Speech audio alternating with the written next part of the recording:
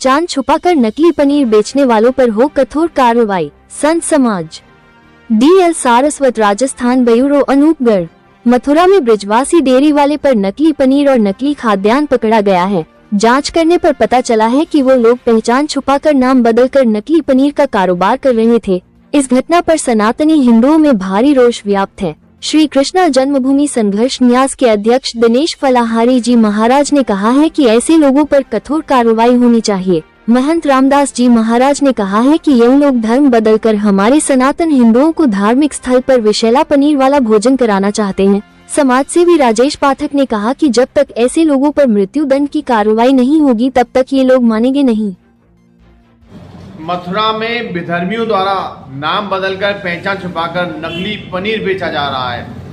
सभी धार्मिक क्षेत्रों में यही पाया गया है कि जो विधर्मी हैं, जो दूसरे धर्म के लोग हैं, वो अपनी पहचान छुपाकर हमारे सनातन धर्म में व्यापार में घुसपैठ कर रहे हैं। हमारी सरकार से विनती है ऐसे लोगों पर कठोर से कठोर कार्रवाई की जाए। जैसे विदेशों में मिलावट करने वाले के खिलाफ मृत्यु दंड का प्रावधान है, उसी प्रकार हिंदुस्तान में भी जो विधर्मी दूसरे धर्म के लोग हैं वो हमारे सनातन धर्मियों के खिलाफ ये जो फूड पॉइजनिंग का काम कर रहे हैं, हमारे सनातन धर्म के व्यक्तियों के लिए जो नकली पनीर खोआ बना रहे हैं, ऐसे लोगों पर जब तक कठोर कार्रवाई नहीं होगी तब तक ये लोग मानेंगे नहीं।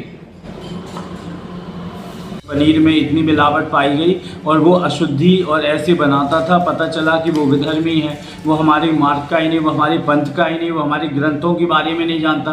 तो पनीर क्या है, जब कोई प्रसाद लगाएगा, संतों को खिलाएगा तो सौभाग्य की बुद्धि विक्षिप्त हो जाएगी, और जब बुद्धि विक्षिप्त हो जाती है ना तो मनन चिंतन भी गड़बड़ हो जाता है और वाणी से अपशब्द निकलते हैं, क्योंकि जैसा खाएंगे अन्न वैसा बनेगा मन। तो आप देख चुके हैं कई धार्मिक स्थलों में अभी 3 वर्ष के अंतर ही कितना कुछ पाया गया है, कहीं घी गड़बड़, कहीं लड्डू गड़बड़, कहीं कुछ गड़बड़। तो सरकार से विशेष प्रार्थना है कि भैया धार्मिक स्थलों पे, तीर्थ स्थानों पे जहाँ लोग साधु संत भजन करने को आ रहे हैं वो ऐसा पनीर खाएंगे, ऐसे लड्डू खाएंगे, ऐसा घी खाएंगे तो क्या होगा इस देश का हाल। पहले भी मंगल पांडे ने विरोध किया था, तो आज भी भैया मंगल पांडे को याद करके विरोध कीजिए और विधर्मियों को हटाइए और साधुओं को बचाइए सरकार से।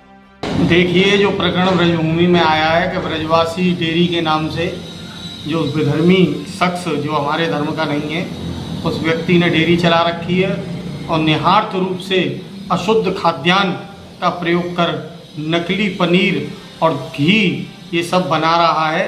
और ये ब्रजभूमि है, भगवान ठाकुर जी का यहाँ भोग लगता है, हो सकता है कि वो घी में चर्बी भी मिलाता हो।